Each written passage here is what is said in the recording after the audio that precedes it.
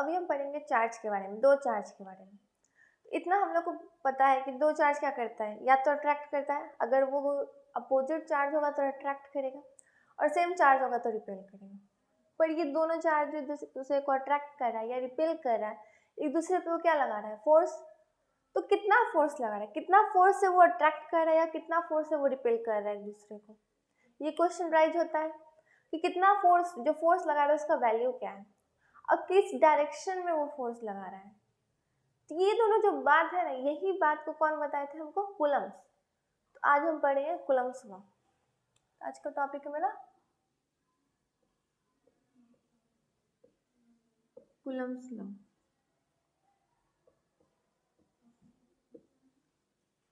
अब देखिए Coulomb's law पढ़ेंगे, पर इतना बात जान लेते हैं कि कूलम्स लॉ जो बताए थे ना, वो पॉइंट चार्ज के बारे में बताए थे।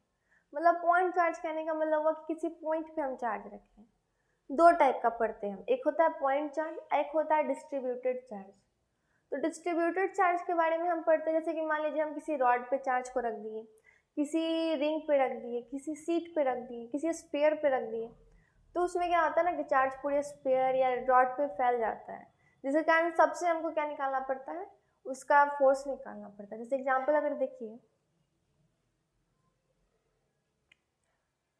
जैसे माने दो चार्ज है, ये पॉइंट चार्ज है Q1 और Q2, जिसके बीच में कुछ डिस्टेंस होगा, डिस्टेंस का मानते R। ये बताए थे हमको कूलम्स लॉ की पॉइंट चार्ज वाला। एक होता है डिस्ट्रीब्यूटेड चार्ज, जो अभी हम बोले, जैसे कि मान लीजिए कोई रॉड बना लीजिए, ठीक। इस रॉड में क्या है, हम पॉजिटिव चार्ज या नेगेटिव चार्ज किसी को, दोनों में से किसी एक चार्ज को रख रहे हैं। मानिए हम पॉजिटिव चार्ज रखें, तो जैसे ही रखते हैं ना, वो पूरा क्या होता है, पूरे के पूरे रॉड पे वो फैल जाएगा इक्वल में। तो जिसके कारण क्या होगा, सब अपना चार्ज, सब फोर्स लगाएगा। या फिर स्फीयर ले लीजिए,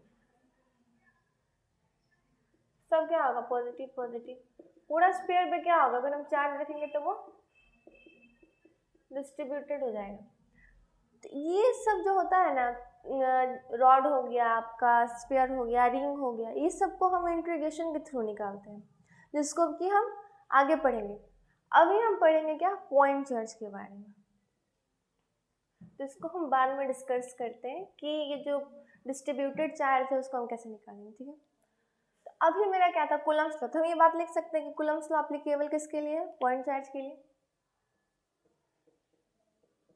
इट इज एप्लीकेबल फॉर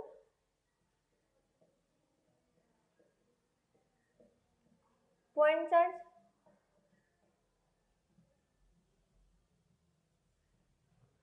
अब चलिए, अब हम शुरू करते हैं।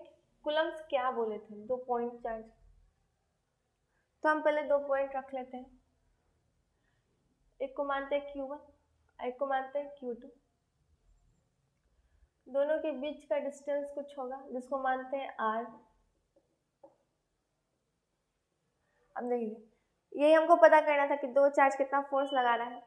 तो कूलम्स को कहना था, उनके अकॉर्डिंग टू कूलम्स, उनका कहना था कि फोर्स जो है, क्योंकि हमको तो फोर्स पता करना है ना, फोर्स जो है वो किसके डायरेक्टली है, मल्टीपल ऑफ चार्ज के। मतलब ये दोनों जो चार्ज है उसका मल्टीपल का क्या है, फोर्स डायरेक्टली है। डायरेक्टली कहने का मतलब, अगर मल्टीपल ऑफ चार्ज को अगर हम बढ़ा दें तो फोर्स भी क्या होगा, मेरा बढ़ जाएगा।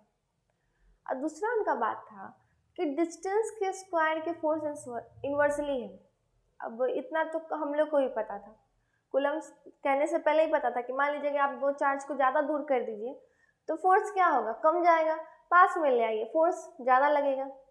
तो डिस्टेंस के क्या है, फोर्स इन्वर्सली है। तो ये दोनों बात को हम लिखते हैं। पहला वो क्या कहे, फोर्स डायरेक्टली है मल्टीपल ऑफ चार्ज के। मल्टीपल ऑफ चार्ज लिखिए, या Q1 Q2 लिख लीजिए डायरेक्ट, Q1 Q2 के। तो इसको मानते हैं इक्वेशन 1। तो इसको हम लिख भी सकते हैं, force is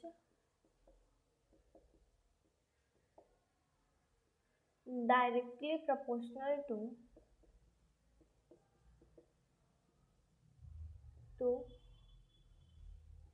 multiple of charge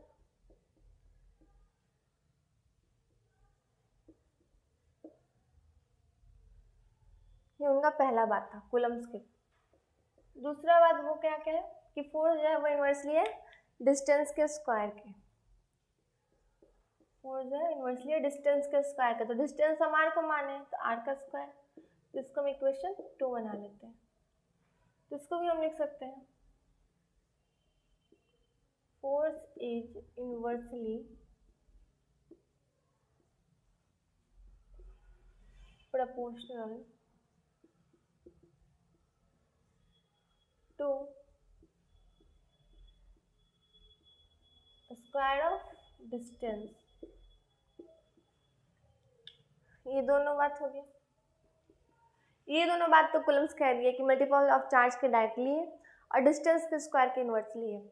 तो हमको तो एग्जैक्ट फॉर्मूला चाहिए, तो हम ये दोनों चीज़ों को क्या करेंगे, इक्वेशन 1 इक्वेशन 2 को मर्ज कर देंगे। तो from equation 1 and equation 2, equation 1 equation 2 से हमको क्या बन गया, फोर्स Q1 Q2 ऊपर और R स्क्वायर नीचे।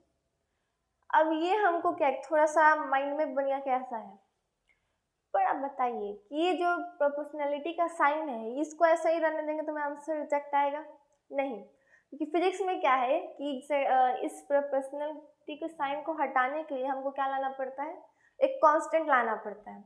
जब भी हम कांस्टेंट लाते हैं तो इस प्रोपोर्शनल को साइन को हटा के वो इक्वल के साइन में वो कन्वर्ट कर देता है। तब हम क्या लाएंगे, एक कांस्टेंट लाएंगे, किसको हटाने के लिए, इस डायरेक्टली के साइन को हटाने के लिए। देखिए तो मेरा इसको हटाने के लिए हम लाएंगे कांस्टेंट। अब मेरा एक फॉर्मूला क्या बन जाएगा, F इक्वल टू के Q1 Q2 by R square. इसका मतलब इसमें कांस्टेंट कौन सा है, के, जो कि क्या है, ये साइन को हटा के, प्रोपोर्शनल का साइन हटा के इक्वल के साइन में ले आया।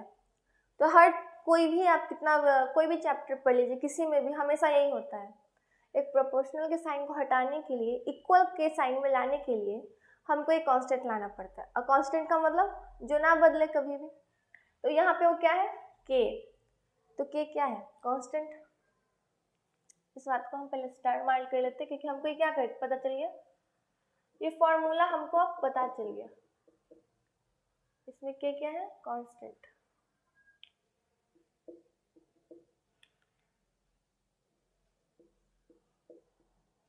अब देखिए फॉर्मूला हमको पता चल गया, यही फॉर्मूला से हम क्या कर सकते हैं, वैल्यू निकाल सकते हैं क्या, कि दो चार्ज एक दूसरे पे कितना फोर्स लगा रहा है इसका। अब हमको कूलम्स लॉ से पता चल गया क्या, कि कितना उसका वैल्यू होगा, हम उसको अब फाइंड आउट कर सकते हैं। तो इसमें अब क्या क्या नाम है, Q चार्ज है, R डिस्टेंस है, F फोर्स है, K कांस्टेंट है, पर कुछ तो नाम होगा। कूलम्स में आया कांस्टेंट, इसीलिए इसको क्या बोलेंगे, कूलम्स कांस्टेंट। इसका हम क्या बोल सकते हैं, कूलम्स कांस्टेंट। अब F को क्या बोलेंगे, F तो हमको पता है फोर्स है, पर कुछ तो नाम रखेंगे ना, क्योंकि इतना सारा हर चैप्टर में फोर्स। अभी हम इलेक्ट्रोस्टैटिक में कूलम्स से पढ़ रहे हैं, यहाँ पे फोर्स, फिर मैग्नेटिक फोर्स, सब कुछ फोर्स, तो कुछ तो इसका नाम होगा जिससे हम इसको क्या करें, आइडेंटिफाई कर सके। तो देखिए कूलम्स से पढ़े तो इसका कूलम्स फोर्स नाम हो सकता है, तो एक नाम इसका है कूलम्स फोर्स।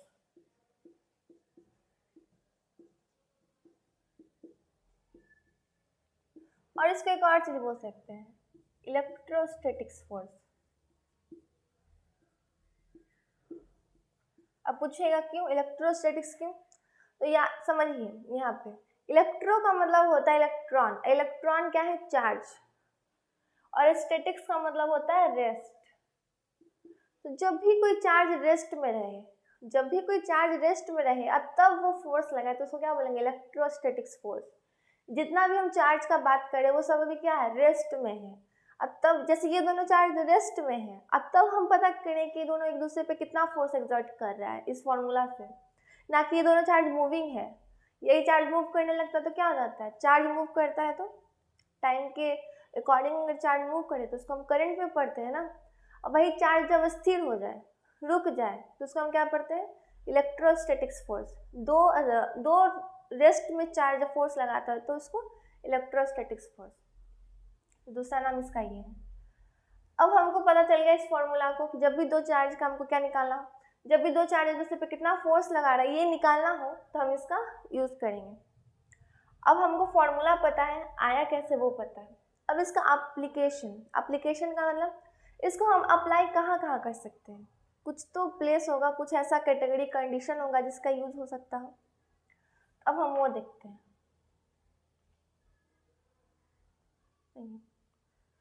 पहली बात तो इसका फॉर्मूला हम लिख लेते हैं, या फिर यहीं पे लिख लेते हैं इसको अप्लाई कैसे करते हैं। देखिए पहला पॉइंट, इसको हम अप्लाई कहाँ करेंगे, इसको अप्लाई वहाँ करेंगे जहाँ क्या हो, वैक्यूम, फ्री स्पेस या फिर एयर। ये दोनों चार्ज को अगर वैक्यूम में रख दिए, एयर में रख दिया, फ्री स्पेस में रख दिए, तभी हम इसका यूज कर सकते हैं। ठीक है, तो पहला पॉइंट क्या है,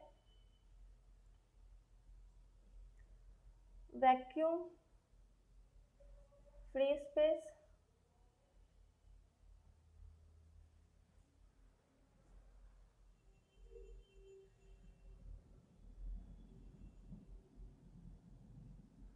फ्री स्पेस या फिर एयर। ये पहला बात हो गया कि दोनों चार्ज अगर वैक्यूम में रहेगा, फ्री स्पेस में रहेगा या फिर एयर में रहेगा, तभी हम इस फॉर्मूला को यूज करेंगे। अब दूसरा बात ये है कि देखिए हमको पता क्या है कि फोर्स कैसा क्वांटिटी है, फोर्स है मेरा वेक्टर क्वांटिटी, फिर भी हम फोर्स के ऊपर वेक्टर का साइन नहीं दिए हुए हैं। ये बात आपको लग रहा होगा, किसी को लग रहा होगा कि बात हम क्या लिख रहे हैं, क्योंकि फोर्स क्या है, वेक्टर क्वांटिटी। तो अब यहाँ पे हम एक चीज़ क्लियर करेंगे, वेक्टर का मतलब क्या होता है, मैग्नीट्यूड के प्लस मैग्नीट्यूड और डायरेक्शन दोनों साथ, मतलब वैल्यू के साथ इसका डायरेक्शन होना चाहिए। पर हम इस फॉर्मूला से हम क्या फाइंड आउट कर रहे हैं, उसका मैग्नीट्यूड, कि वो कितना फोर्स एक दूसरे पे एग्जर्ट कर रहा है। हम डायरेक्शन फाइंड आउट कर रहे हैं इस फॉर्मूला से नहीं, इसीलिए हम इस पे वेक्टर का साइन नहीं दिए, क्योंकि इस फॉर्मूला से हम क्या पता कर रहे हैं, सिर्फ उसका मैग्नीट्यूड। तो हम दूसरा क्या लिख सकते हैं, इसको हम यूज करते हैं मैग्नीट्यूड को निकालने के लिए, मतलब वैल्यू को निकालने के लिए, और वैल्यू। इसका मतलब कि हमको इसमें कोई काम नहीं है प्लस माइनस, मतलब कि हमको साइन का कोई काम नहीं है, क्योंकि आपको भी पता है, हमको ये बात पता है, सबको पता है कि साइन का यूज फिजिक्स में किस लिए होता है। साइन का यूज फिजिक्स में होता है डायरेक्शन को शो करने के लिए। अगर वहाँ पे हम दोनों प्लस चार्ज दे देते तो वो क्या करता, हमको बताता कि वो दोनों एक दूसरे को रिपेल कर रहा है, सेम चार्ज है, मतलब कि वो एक दूसरे से अलग डायरेक्शन में जा रहा है। तो ये जो प्लस माइनस ये सब का साइन है वो क्या शो करता है, डायरेक्शन को। जिसमें तो हम सिर्फ मैग्नीट्यूड को निकाल रहे थे, इसमें डायरेक्शन का कोई काम नहीं है। तो तीसरा पॉइंट कि Q1 Q2 को क्या लेना है, without sign, Q1 Q2 without sign, मतलब कि वो प्लस है माइनस है, उसको हमको अभी यहाँ पे कोई काम नहीं, वो आगे हम पढ़ते हैं। अब यही इसका वेक्टर फॉर्म में पढ़ते हैं, तो वहाँ पे हम दोनों साथ में लेके चलते हैं डायरेक्शन और मैग्नीट्यूड को, इसीलिए उसमें क्या लग जाता है, वेक्टर का साइन। पर इसमें क्या है, हम लोग को मैग्नीट्यूड अभी पढ़ लिए, अब हम पढ़ेंगे डायरेक्शन। तो यहाँ तक क्या समझ में आ गया, यहाँ तक क्लियर है कि इसका फॉर्मूला कौन कौन सी जगह अप्लीकेबल है। पहली बात तो कूलम्स हमको बता दिए कि दो रेस्ट चार्ज एक दूसरे पे कैसे कितना फोर्स लगा रहा है, वो कैसे निकालेंगे इस फॉर्मूला से। इस कौन कौन जगह पे अप्लीकेबल है, वैक्यूम के लिए, एयर के लिए, फ्री स्पेस के लिए अप्लीकेबल है। दूसरा ये मैग्नीट्यूड के लिए, इसको सिर्फ हम मैग्नीट्यूड निकालने के लिए, मैग्नीट्यूड का मतलब होता है वैल्यू, 10 20 30 से क्या वैल्यू है, उसको हम निकालते हैं इस फॉर्मूला से, जिससे हमको क्या पता चल गया, क्योंकि Q1 Q2 का यहाँ पे कोई साइन का जरूरत नहीं है, नो नीड ऑफ साइन, तो इसको हम विदाउट साइन लेते हैं। अब आपको एक और दिमाग में आ रहा होगा, इतना तो ठीक है कि Q1 Q2 ये डिस्टेंस है, Q1 इलेक्ट्रॉन दे देगा, Q2 मेरा इलेक्ट्रॉन दे सकता है, डिस्टेंस में कुछ दे देगा, K का वैल्यू क्या रखेंगे, K का वैल्यू रखेंगे तब तो मेरा फोर्स एग्जैक्ट निकल के आएगा, K का वैल्यू हम रखे ही नहीं तो मेरा तो फोर्स एग्जैक्ट निकल के आएगा ही नहीं। तो यहाँ पे अब आपको बताएंगे कि K की जगह हम क्या क्या रख सकते हैं। ठीक है, आप इतना लिखें या फिर आप स्क्रीनशॉट ले लीजिए। ठीक है, अब हम जानते हैं K की वैल्यू की जगह हम क्या रखेंगे। नहीं,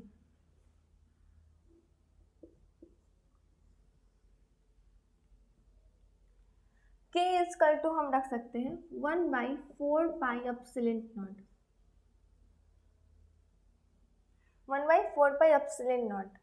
K की जगह हम इसको भी पुट कर सकते हैं। इसको अगर हम सॉल्व कर दें, पाई का वैल्यू रख दें, एप्सिलॉन का वैल्यू रख दें, पाई का वैल्यू क्या रख सकते हैं, 22/7, एप्सिलॉन नॉट का 8.85 × 10⁻⁻12, अगर ये सब का वैल्यू हम यहाँ पे इनपुट करें फिर 1 से डिवाइड कर दें तो मेरा एक एग्जैक्ट वैल्यू निकल के आएगा। क्या होगा? 9 इंटू 10 का पावर 9 न्यूटन मीटर स्क्वायर बटा कूलम स्क्वायर। अब देखिए के का वैल्यू हमको पता चल गया, दो वैल्यू है के का, या तो हम के को खुद रख सकते हैं, तो के को रखने से हमको पता नहीं चलेगा उसका वैल्यू कितना है, तो उसके जगह हम 1/4 पाई एप्सिलॉन नॉट लिखेंगे। फिर इसको भी अगर हमको न्यूमेरिकल क्वेश्चन सॉल्व करना है, एग्जाम में बहुत कम टाइम होता है, एक क्वेश्चन को बनाने के लिए हमको कितना 1 मिनट से भी कम का टाइम मिलता है, तो कितना सारा नंबर ऑफ क्वेश्चन है, हमको जल्दी जल्दी क्या करना है, सॉल्व करना है दिमाग लगा के ट्रिकी वे में। तो हम अगर इस वैल्यू को रख दिए तो हम तो फिर उलझन में पड़ गए कि इसको मल्टीप्लाई करो उसको मल्टीप्लाई करो, अब फिर खुद Q1 Q2 बाकी है, तो उससे बेहतर क्या हम इस वैल्यू को रखेंगे, ऑलरेडी सॉल्व है वैल्यू, इसको डायरेक्ट हम पुट करेंगे के की जगह और सबको इंटू करके आंसर ले आएंगे। तो इसका मतलब इसका यूज़ हम कब करेंगे, न्यूमेरिकल बनाने में। जब न्यूमेरिकली हमको फास्ट कैलकुलेशन करना है तब इसका यूज़ करेंगे, इसका यूज़ करेंगे तब जब मेरा आंसर एप्सिलॉन नॉट के फॉर्म में दे रहा हूँ, मतलब कि मेरा क्वेश्चन का आंसर में जो है वो एप्सिलॉन नॉट या पाई ये सब का क्या हो रहा हो, ये सब के फॉर्म में आ रहा हो, तब हम इसका यूज़ करेंगे। तो यहाँ से पता चल गया कि इसका यूज़ कब करना है। तो ये मेरा क्या हो गया, के का वैल्यू।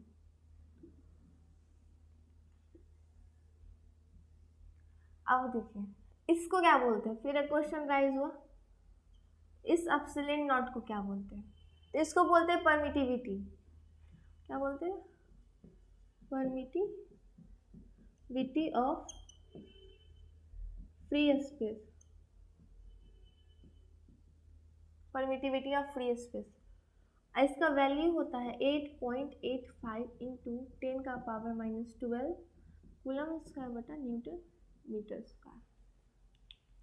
तो अब यहाँ से हम ऐसा लिख सकते हैं, आप बोलिएगा तब तो फोर्स, अब हम फोर्स को अच्छा से एक ही लाइन में फोर्स खत्म हो जाएगा ट्रिक वे में, एक ही लाइन में तीनों फॉर्मूला। देखिए कैसे, F इक्वल टू पहला K Q1 Q2 by R square, दूसरा फॉर्मूला के को तोड़ दिए 1/4 pi epsilon naught, 1/4 pi epsilon naught Q1 Q2 तो मैं ऊपर ही रहेगा और नीचे आर स्क्वायर। तीसरा इसको भी हम तोड़ के ये वैल्यू रख दें 9 इंटू 10 का power 9 Q1 Q2 by R square. देख एक ही लाइन में तीनों फॉर्मूला आ गया।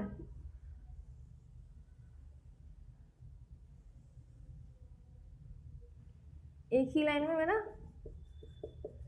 तीनों फॉर्मूला आ गया, मतलब पूरा कूलम्स का निचोड़ सिर्फ मेरे एक लाइन में है। आप इसको लिख सकते हैं। इसको कहाँ यूज़ करना है, क्वेश्चन अगर न्यूमेरिकल बनाना है तो इसको यूज़ करेंगे, क्वेश्चन का अगर फॉर्म एप्सिलॉन में है तो इसको यूज़ करेंगे, और नॉर्मल तो हमको याद रखना है, अगर कभी मतलब कि पूछ दिया फॉर्मूला क्या था, के Q1 Q2 बटा आर स्क्वायर, सिंपल है। तो कूलम्स लॉ मेरा एक ही लाइन में डिफाइन हो गया, कितना ट्रिकी वे में ख़त्म हो गया। अब यहाँ तक मेरा कूलम्स खत्म, कूलम्स का हमको वैल्यू निकालने आ गया, यूज़ कहाँ होता है वो आ गया, क्या क्या वैल्यू रखेंगे एक लाइन में ख़त्म। अब हम देखते हैं यहाँ पे हमको लगता है एक और जगह प्रॉब्लम होता है, क्या कि ये जो हम यूनिट लिख रहे हैं ना बहुत लंबा लंबा यूनिट होता है, कूलम स्क्वायर बटा न्यूटन मीटर स्क्वायर। तो इसको देख लेते हैं कैसे बनाया जाता है, स्मॉल कैसे छोटा करके बनाएंगे। तो देखिए थोड़ा सा ही देखते हैं इसको हम कैसे बनाएंगे।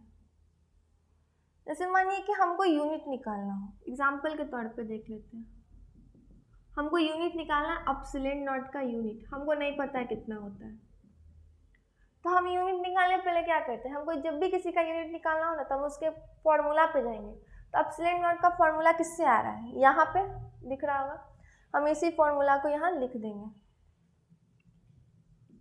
Force equal to 1/4 pi epsilon naught Q1 Q2 by R square. हमको निकालना किसका, एप्सिलॉन नॉट का, तो एप्सिलॉन नॉट को एक तरफ ले आते हैं, Q1 Q2 ऊपर ही रहेगा बटा फोर्स इंटू आर स्क्वायर। अब फिर 4 पाई हम क्यों नहीं लिए, क्योंकि 4 भी नंबर है और पाई का भी एक नंबर होता है, तो नंबर का यूनिट नहीं निकलता है।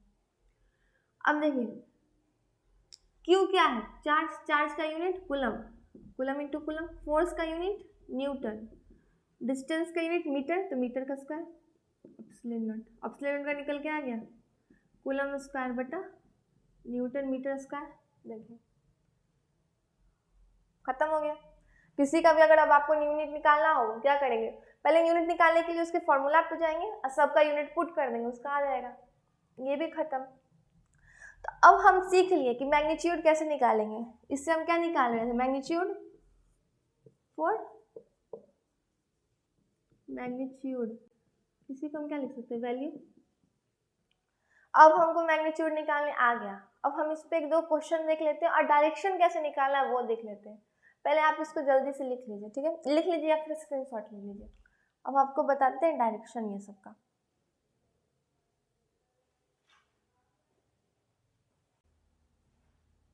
अब देखिए हम क्वेश्चन देखते हैं कैसे बनाएंगे, ठीक है। तो हम क्वेश्चन लेते हैं, जैसे कि क्वेश्चन में मानिए कि अभी तक हम लेते थे Q1 Q2, अब Q1 की जगह इलेक्ट्रॉन और Q2 की जगह प्रोटॉन लेते हैं। तो इसको मानिए इलेक्ट्रॉन है और Q2 की जगह प्रोटॉन है। ये दोनों के बीच का कुछ डिस्टेंस होगा, उस डिस्टेंस को मानते हैं एक फर्मी है। अब ये दोनों एक दूसरे पे कुछ फोर्स लगाना होगा, कितना फोर्स लगा रहा है हमको ये पता करना है। तो फोर्स का क्या फॉर्मूला क्या लिखिएगा, कोई भी एक फॉर्मूला चूज कर लेते हैं। हम ये चूज करते हैं क्योंकि ये न्यूमेरिकल बनाने के लिए ज़्यादा सहूलियत है, मतलब इजीली बन जाएगा उससे न्यूमेरिकल क्वेश्चन।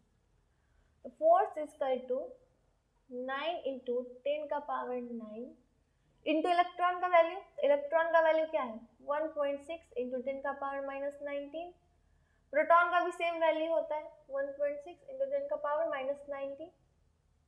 अब देखिए 1 फर्मी लिया हुआ है, पर हमको डिस्टेंस किस में लेना है, मीटर में। डिस्टेंस को हमेशा मीटर में लेने का कोशिश करेंगे, ठीक है।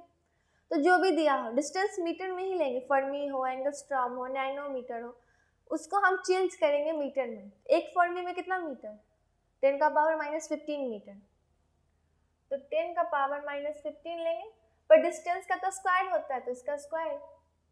अब इसको अगर हम सॉल्व कर लिए पूरे इक्वेशन को तो हमको पता चल जाएगा कितना फोर्स लगाना है। अब इसी टाइम अगर ये बात याद नहीं है तो हम यहाँ पे लिख देते हैं, जैसे कि मानिए एक फर्मी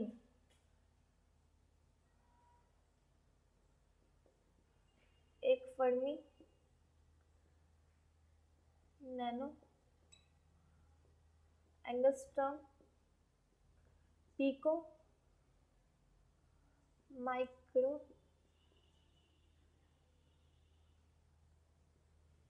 एक माइक्रो 1 मिली, फिर किलो भी होता ही है 1 किलो। इस सब का वैल्यू क्या है देखिए, एक फर्मी में 10 का पावर -15 मीटर, नैनो में 10 का पावर -9 मीटर, एंगस्ट्रॉम में 10 का पावर -10 मीटर, पिको में 10 का पावर -12 मीटर, माइक्रो में 10 का पावर -6 मीटर, मिली में 10 का पावर -3 मीटर और किलो में 10 का पावर +3 मीटर। अब देखिए माइक्रो को हम ऐसे भी डिनोट करते हैं, ये माइक्रो और ये मिली। माइक्रो का हम आपको डिनोट बताया कि माइक्रो को ऐसे डिनोट करते हैं और मिली को ऐसे डिनोट कर देते हैं। अब देखिए इतना आपको क्लियर है। इतना से अगर आपको ज़्यादा से ज़्यादा क्या करेगा, अगर आपको बोलेगा कि मेरा थोड़ा डिफिकल्ट वो करना चाहे क्वेश्चन, तो चार्ज की जगह वो अल्फा बीटा ये सब दे सकता है।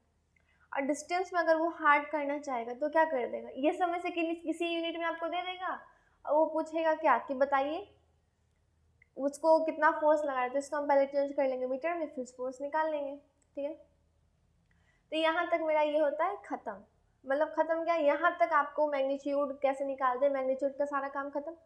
अब हम देखेंगे उसका डायरेक्शन, अब हम उसका देखेंगे डायरेक्शन कैसे निकालते हैं।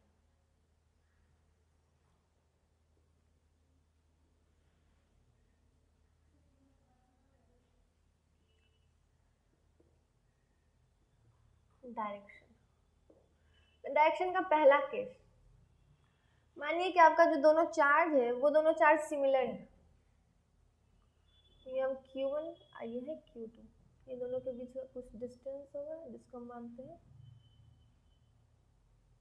I। ये दोनों है, दोनों के दोनों है पॉजिटिव चार्ज। अब बताइए दो सिमिलर चार्ज है तो आप क्या बोलेगा कि सिमिलर चार्ज क्या करता है, रिपेल करता है, ठीक है, रिपेल करता है, पर कौन सा डायरेक्शन में, ये बात था। तो देखिए उसी डायरेक्शन में वो रिपेल कर सकता है, उसी लाइन पे, जो लाइन है ना उसी लाइन पे वो रिपेल भी कर सकता है, अट्रैक्ट भी कर सकता है। तो इसमें ये क्या करेगा, Q1 Q2 को इस लाइन में इधर ढकेल देगा और Q2 Q1 को इधर, मतलब हो गया ना, दोनों रिपेल कर दिया एक दूसरे को, अपने ही लाइन पे क्या कर दिया, रिपेल किया। दूसरा केस,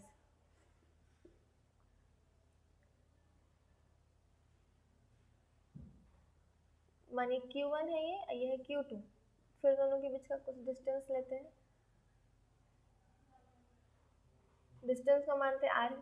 ये क्या है, ये है इस बार नेगेटिव और एक बार है ये पॉजिटिव। अब अपोजिट चार्ज लिए, तो आपको बोलेगा अपोजिट चार्ज क्या करता है, अट्रैक्ट करता है, ठीक है, अट्रैक्ट करता है।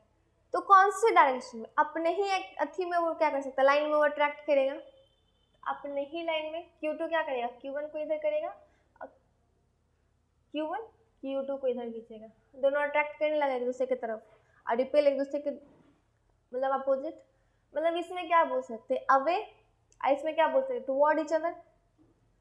ये दोनों तो क्या था, इजी था। अब हम तीसरा टाइप का बताते हैं, थर्ड। थर्ड में क्या है कि मानिए वही आपको क्वेश्चन वही है, ये Q1 ये Q2, अब इसमें मानिए दोनों निगेटिव है, ठीक है, दोनों के बीच का कुछ डिस्टेंस होगा, दोनों क्या है, निगेटिव। पर हम इसमें ये नहीं पूछ रहे कि दोनों एक दूसरे पे किस डायरेक्शन में फोर्स लगा रहा है, हम इसमें स्पेसिफिक कर दिए। क्या स्पेसिफिक कर दिए, हम आपसे पूछ रहे हैं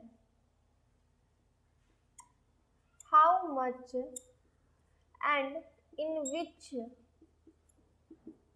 direction Q1 exert force on Q2। मेरा क्वेश्चन आपको समझ में आया? हम पूछे आपको how much and in which direction, कितना और किस डायरेक्शन में Q1 जो है वो Q2 पे फोर्स लगाएगा। तो Q1 Q2 पे कितना फोर्स लगा रहा है ये तो हम फॉर्मूला में पता कर लेंगे, ये सारे फॉर्मूला से। और कौन से डायरेक्शन में, हम सिर्फ इसमें स्पेसिफिक पूछ रहे हैं कि Q1 जो है Q2 पे किस डायरेक्शन में फोर्स लगाएगा। तो सिमिलर चार्ज है तो क्या करेगा, रिपेल करेगा, और रिपेल कहाँ करेगा, अपने ही लाइन पे। तो ये Q1 Q2 को क्या कर देगा, इस तरफ रिपेल कर देगा। ये क्वेश्चन पलट दीजिए, पलट के क्या लिखेंगे, Q2 कितना Q1 पे लगाएगा, तो Q2 क्या करेगा, Q1 को उधर ढकेल देगा। तो डायरेक्शन कितना इजी है। अब मेनली जो होता है ना, पूरे फिजिक्स में आप कहीं भी जाइए, डायरेक्शन देखा जाता है मेन उसके फिगर से, मतलब डायरेक्शन को अगर आपको कॉन्फ़िगर करना है तो उसके वो जो फिगर आप बनाए ना उसे आप कर सकते हैं। मतलब मेन इंपॉर्टेंट चीज़ होता है फिगर। अगर आपको फिगर समझ में आता है, फिगर ड्रॉ कर सकते हैं क्वेश्चन के अकॉर्डिंग, तो आप आधा क्वेश्चन सॉल्व कर लेते हैं। मतलब आपका फिजिक्स सॉल्व है, आपको सिर्फ मैथ अब क्या करना है, उसका कैलकुलेशन करके निकालना है। तो मोस्ट इंपॉर्टेंट डायरेक्शन देखने के लिए होता है उसका फिगर। डायरेक्शन देखने के लिए हम उसके फिगर को क्या करते हैं, इंपॉर्टेंट देते हैं। अब इतना बात हो गया। अब आपको यहाँ पे कूलम्स कंप्लीटली खत्म हो गया। कंप्लीटली मतलब कि यहाँ पे आपको कूलम्स का पता चल गया, मैग्नीट्यूड कैसे निकालेंगे, इधर पता चल गया आपको डायरेक्शन कैसे फाइंड आउट करेंगे। तो अब आप ये सारी बातों को क्या कीजिए, लिख लीजिए या फिर स्क्रीनशॉट ले लीजिए, ठीक है।